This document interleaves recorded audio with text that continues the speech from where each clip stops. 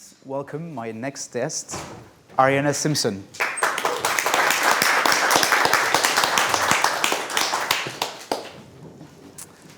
So Arianna. Yes. Can you please introduce yourself? And I mean, you've been in crypto for more than 10 years now. It's true. Explain. See the wrinkles, that's how you know. I mean, do you recognize some people in the room or maybe? Mm-hmm. Yeah. Okay. Can you explain a little bit about your crypto journey? Sure.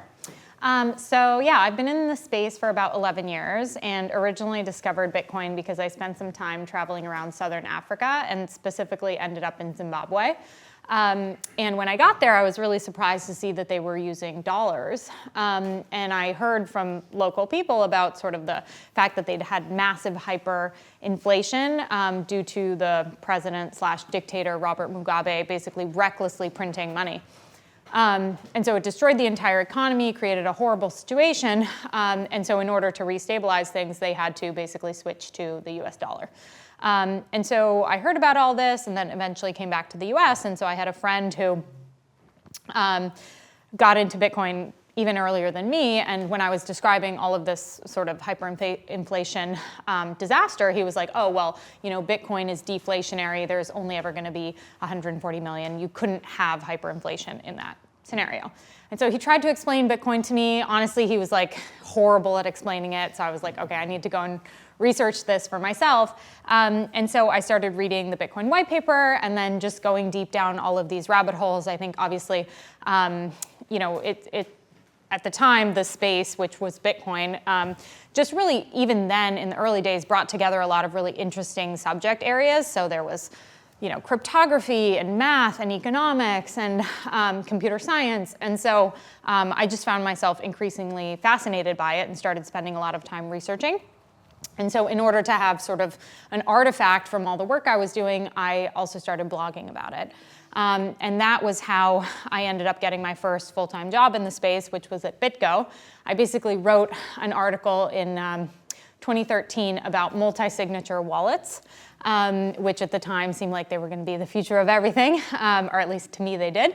And basically I mentioned BitGo as one of the leaders in that category. And then I shamelessly emailed it to the CEO. And I was like, I wrote this blog post and you're mentioned, you should retweet it or something. And so they basically, invited me to lunch and kind of offered me a job on the spot. And that was sort of my first professional foray into the space. Cool. I mean, yeah, if you need a job in the space, you write an article, you mention Kiln. Kiln is the best, and then email it to you. Email me and guaranteed job. And we go to lunch. Yeah. At the minimum, you get a free lunch. Yeah. Phoebe, you know how to get to A16Z now. So I guess that's my question is like, what is A16Z about in the space, and what's your view of the fair market, and how do you help the ecosystem to grow? Sure.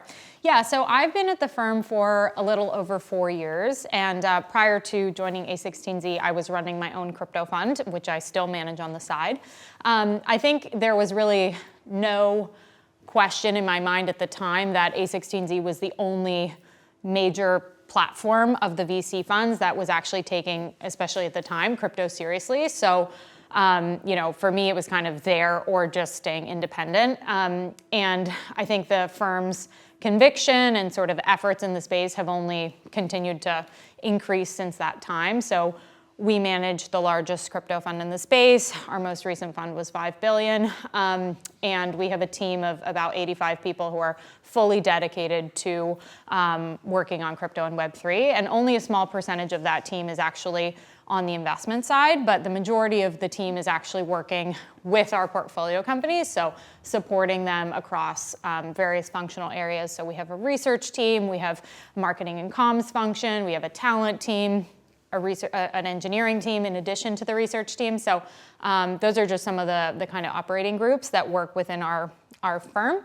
And we've really just seen that because Web3 is such a kind of unique beast, it really makes sense to have a team that's like fully dedicated to that. I think it's a little bit tricky to kind of do some crypto and some other things, or at least we think there are definitely benefits to kind of focusing exclusively on the category.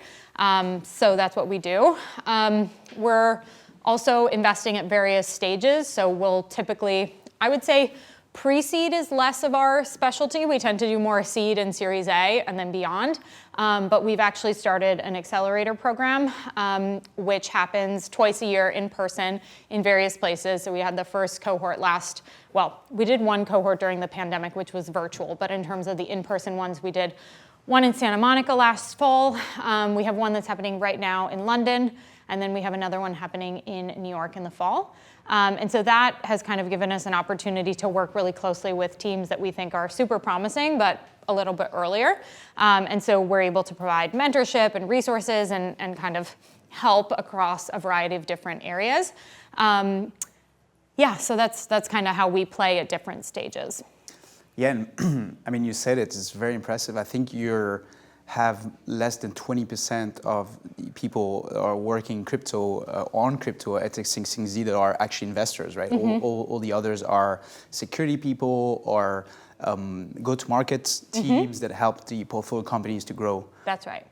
I mean, part of these panels were about stablecoins today and the next crypto killer app, right? Mm-hmm. Assuming we have like 500 million users that are using crypto product today, we're not going to talk about stablecoins. Mm-hmm. What do you think are the other use cases that could bring crypto to my mother, crypto to billions of users tomorrow? Yeah. I mean, so I have focused a lot on sort of application layer investments and sort of things geared towards consumers over the last couple of years. I think one sort of tangible use case application that I am very excited about. I am very excited. It's a very dramatic effect. The one that I'm very excited about is called Blackbird. And so basically what they're doing is they're creating a network for restaurants. So for example, if they're starting in New York, but they're going to be all over the world eventually. And so basically the idea is, as a diner, why are you going to a restaurant and having to wait forever for the check? Or maybe you've been to the restaurant a lot of times, but they don't remember who you are. Or maybe you're a great customer at one restaurant, but you go to another restaurant, you have to start from scratch and building your credibility. Mm-hmm. So basically the idea is, why don't we create a network so that restaurants are able to know their customers better, provide a better experience, improve their margins. And on the consumer side, you're actually able to earn rewards for dining out and participating in this network. They're also building an integration with payments so that, for example, if you finish I feel this is a very big problem in Europe, where I feel like every time I'm here, I have to wait like 6 hours to get the actual check. In New York, it's a little bit faster, but still, it's nice to be able to finish your meal and then leave whenever you want. So I think they're really just reimagining what the experience of dining out can be. And the thing that's unique is because, so historically, if you look in restaurant tech specifically, a lot of the platforms have actually been very extractive. So restaurants kind of hate some of the platforms like DoorDash or Uber Eats or things like that because they're paying very high fees. They don't have a great experience with it, but they still need to do that to survive. And so the idea here is the restaurants will actually own part of the network. This is all happening via tokens. So the diners earn tokens when they eat out. The restaurants earn tokens when people spend money in their restaurants. And so you really create this sort of ecosystem where basically everyone is benefiting, and it's just a much better experience. So I'm super excited about it. It's something that my normie friends in New York are already starting to use and get excited about because, everybody loves restaurants. It's such a, I think, universal experience if you live in one of the major cities where food is a big part of the culture. And so to be able to kind of power that with Web3 Rails is, I think, really exciting and something that could very well be one of the breakout use cases. I mean, if it can helps me not wait for 35 minutes exactly to get the check in Paris. It's worth it just for that, yeah. And in that case, what kind of founders do you see launching these companies? Is it founders that come from the hospitality business? Is it Web3 crypto founders? Is it a mix of both? Yeah, so we fund a lot of different kinds of founder profiles. I would say, so Ben Leventhal, who's the founder of this company, Blackbird, comes from the restaurant tech world. So he previously started this company called Eater, which was kind of started as a food and nightlife blog in New York City in the early 2000s. And then he went on to found Resy, which was acquired by American Express. It's a very popular platform, which I'm sure many people here have used. And I think Blackbird is kind of the culmination of his work in the restaurant tech industry, and he just really saw the opportunity for creating something that was even better for the restaurants, again, through this idea of ownership.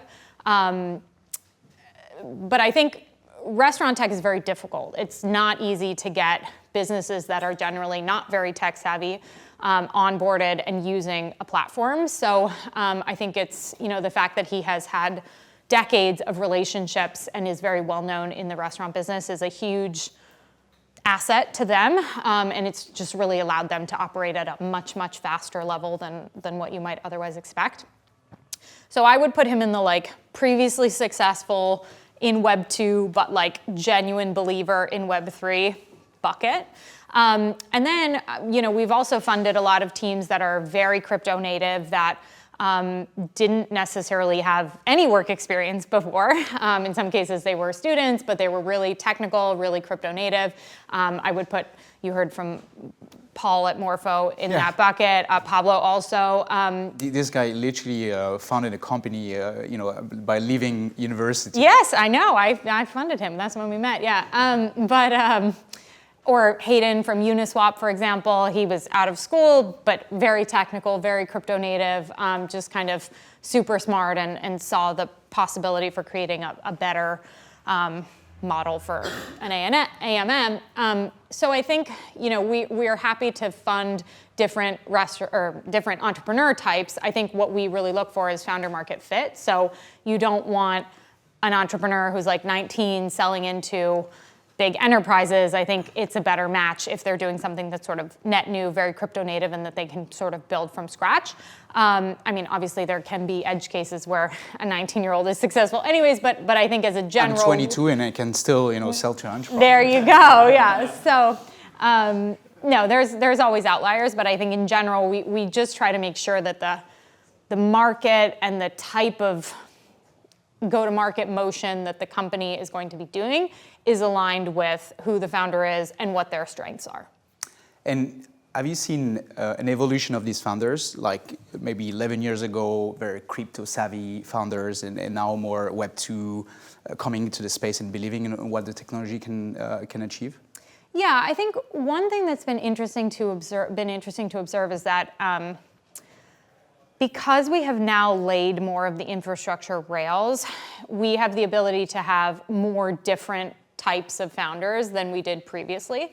Because when I started investing in the space, basically everything was infrastructure because there were, you have to run the applications on something. And so until we had, there was no Ethereum. And so it would take I remember one example is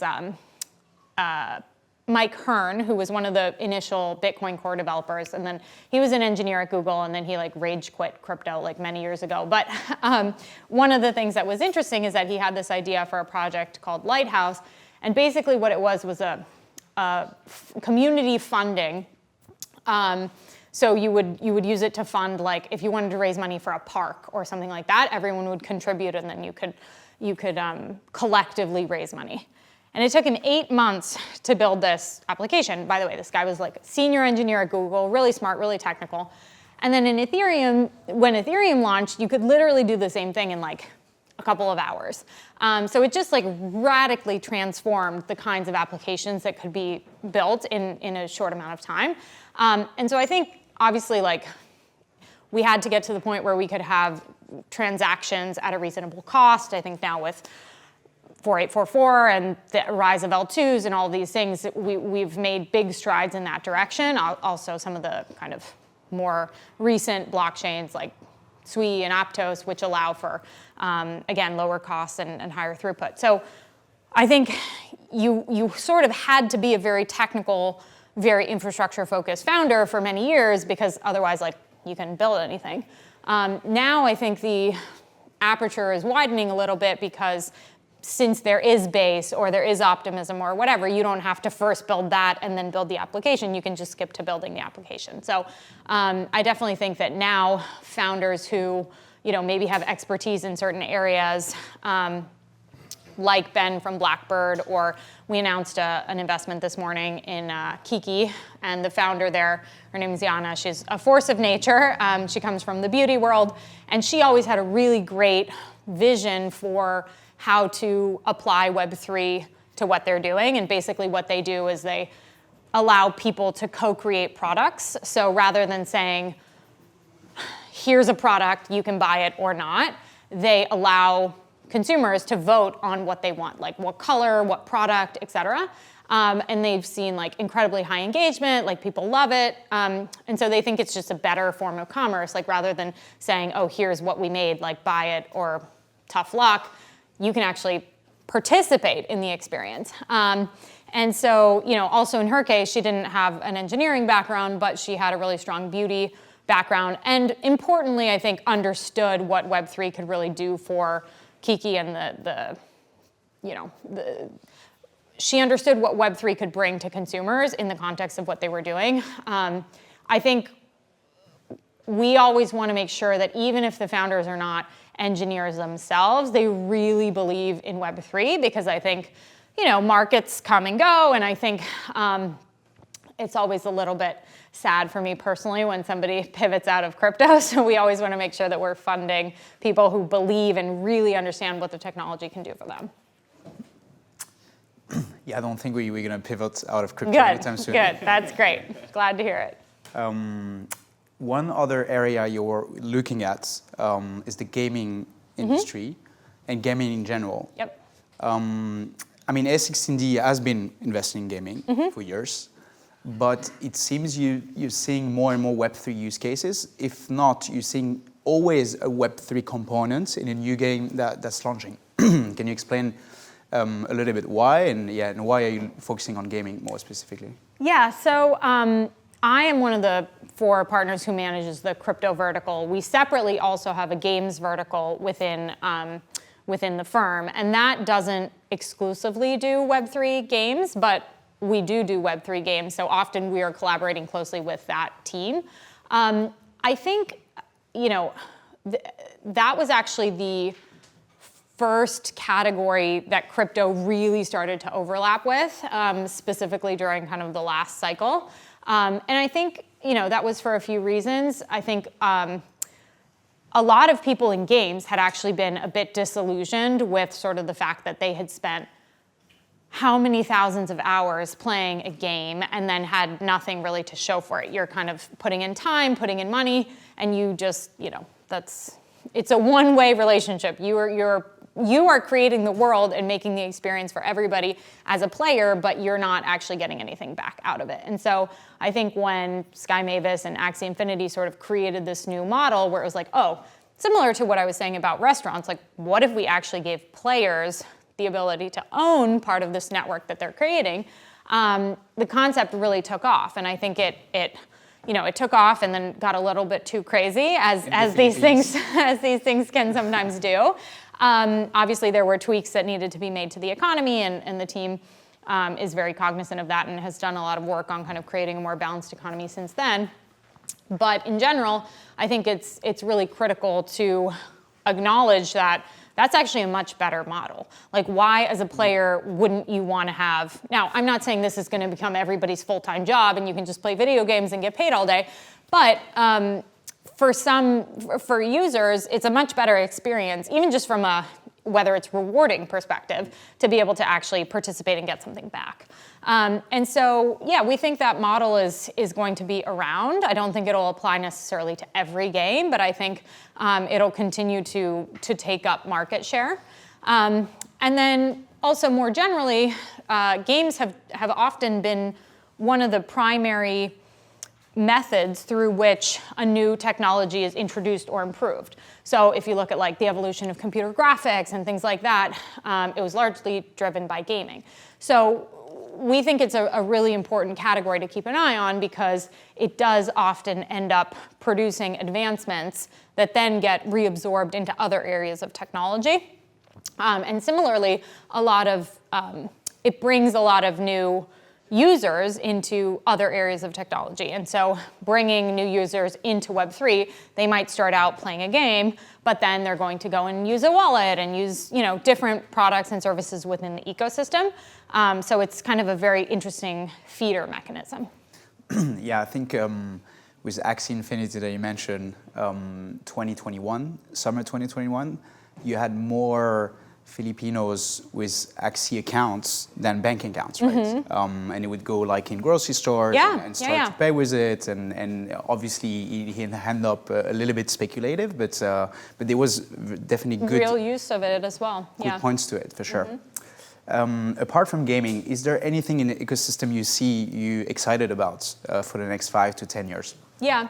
Well, I think returning to what I was saying earlier, in some ways I would put kind of Kiki and Blackbird in a similar bucket, in the sense that what Kiki is doing for beauty, Blackbird is doing for restaurants. And so I'm very excited to find like that concept and apply it to a lot of different verticals, because I think, again, this idea of like community ownership and community participation is very interesting, and I think can be, like right now it still feels a little bit weird because a lot of people are not used to it, but it's fundamentally better for both consumers and for the other participants in the network, whether that's the brands who are creating the products. Because if you look like, for example, I've had some very interesting conversations with the head of one of the big luxury groups. And he said that one of the biggest things that they're trying to figure out, and they're investing in some companies that basically do data science around this and stuff like that, is they always produce tons of products that they then have to destroy. And so they've spent a ton of money producing them. It's horrible for the environment because they've got all this shit they gotta get rid of. Like, it's just not an ideal situation. And so it's a much better experience for all parties if, rather than producing stuff and just guessing who's gonna buy it, they could actually source the demand beforehand and see, people hate this color. It's actually the first product that Kiki launched, I think, is a great example of this. They created this thing called Pretty Nail Graffiti. It's basically, it looks like a pen, and it's a nail polish that you can put on, and then you can just like pull it off. So you can change your nail color every day, whatever. So they launched this product, and people voted and they said, yes, we want this. And then there was a vote for the color selection. And by far, 10 to 1, maybe more, this one particular color called pearl, it's like shiny, won. But it was just interesting because they put that on there kind of as a joke. They were like, nobody's gonna want this. Like, we're gonna go with like black and brown and stuff like that. And then what the people actually wanted was completely different. And so I think it just goes to show that like, it's amazing when you can let people actually say what they want and then give it to them. So yeah, I think applying that concept of like involving people into their own preferences and into the creation of an experience is something that I'm really excited to see. Yeah, you definitely pushed me to buy nail color pens now. Perfect. Maybe I'm more the black type, but I can. They have that as well now. So. But that's exciting because like when I joined the space full time in 2017, you would see all of these ICOs. Jesus is going to be on chain, so now like religion, is going to be fixed and you're going to finally be able to talk to Jesus directly. But now you see actually real Web2 use cases that can scale because the infrastructure is there, and you see these type of founders building for the future Web3. Okay. Yep. I'm mindful of time, so I want to ask the audience if they have 1 or 2 questions for Arianna. Any questions around? Where's the hand? 1 question over there. Yeah. Thank you for the presentation. You mentioned before founder market fit, and there was some discussion recently about the narrative market fit. So are we thinking about the product market fit at all? Or how would you connect all those 3 ways of assessing a startup when investing? Yeah, it's a great question. I think you can have a founder who has founder market fit who doesn't have a great narrative, and I think that we definitely see that sometimes in working with our portfolio companies. I think I love our technical founders. I think sometimes they struggle with this because they get it, and I'm like, okay, sweetie, but nobody else is going to understand that. So like, let's try to get this, let's bring everybody else along in the journey. And so, on the founder market fit side, we really look for people who have experience in whatever it is that they're building, but more specifically have really deeply explored the idea maze. So it's not just like, what does their resume say, and like, is it relevant, but also like, I haven't given, that much thought to whatever it is that they're working on. So I shouldn't be able to ask them a question that they're like, oh, I have no idea, I haven't thought of that. So what we look for is founders who have really deeply thought about this, and it doesn't mean that they necessarily have like a 100% rock solid answer for everything, but they can say, oh, well, we've thought about that. This is what we think is likely gonna happen, or these are these other possibilities, and if this happens in the market, then that's what we would do. So it's really just a view on how deeply they've considered some of these questions. And then on the narrative side, again, I think it's a matter of positioning. And sometimes you see products that aren't particularly unique, but they've done an incredible job with the narrative. I think obviously the magic happens when you have a truly great differentiated product and the right narrative. So we have a marketing and comms team that works closely with a lot of our portfolio companies to really help them position what they're doing in the best possible way. Mm-hmm. Thank you for this. I feel like there is a slight antithesis between the idea of individual ownership, of community ownership, and the VC model. So do you think that because of these technologies, the role of your company could change along this, and how you manage the balance? Because we see in DeFi all this tension sometimes between the two approaches. Yeah, I think it's an interesting sort of philosophical question. First of all, the way networks specifically work, almost all of the token networks that we are funding are reserving at least 50%, sometimes occasionally more, of their tokens for community distributions, whether that's airdrops or incentives of various kinds. So you're already seeing a huge percentage of the network going to the community. And then of the remaining half, that is typically split between advisors, the team, and investors only get a percentage of that. So I think honestly the math sort of works itself out in most cases. Last question. Okay, thank you very much, Arianna. Thank you. Thank you for having me.